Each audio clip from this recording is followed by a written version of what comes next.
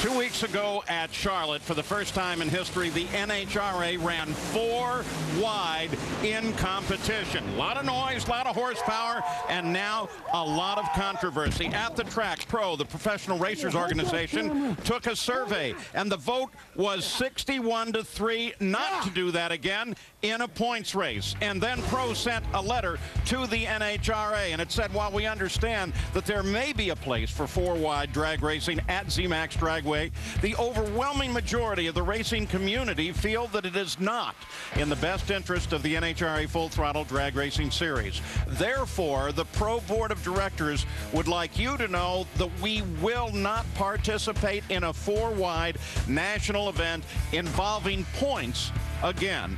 And here at this track this weekend, what the drivers have to say.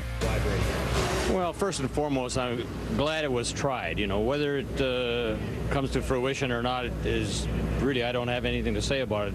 The people that really will ultimately decide whether they want 4 wide racing are the spectators and the sponsors. When you're racing out here for a championship, it's kind of hard to throw another different race in there to the mix that's different from the norm of what we do and try to add points to it. So I was against for a point race, but for them not to do it at all, I'll be totally against that, because I mean, I think we need excitement like that in our sport. I've been racing over 20 years, and I've made thousands of runs down a quarter-mile and an eighth-mile drag strip, and I've seen the same Christmas tree for that amount of time and those many runs. So yeah, it was different, no question about it. I think for the first time this has been pulled off with an electronic start, not a flag man like they did in the 60s, I thought it went pretty darn good. It's hard to explain for us, but we're an NHRA sandbox here. We got to do what they want us to do, but I can tell you they're going to have a hard time getting a lot of racer support out here to do this again. And I think if NHRA would have probably approached it a little bit different and came to us in the first place and said, you know what, this is what we're thinking about doing. We've been talking to Bruton about doing this. How can we make this a good situation for everybody? Now, these field racers are the most sniveling, cryingest group that ever was out there. And they think they're going to control the destiny of drag racing. Unfortunately, the 1/10 of 1% of all the drag race cars in this country are on the mission of ruining the sport of drag racing. And you know what? Warren Johnson was one of the guys that voted for it. Did he call me sniveling and whining? He does know me pretty well.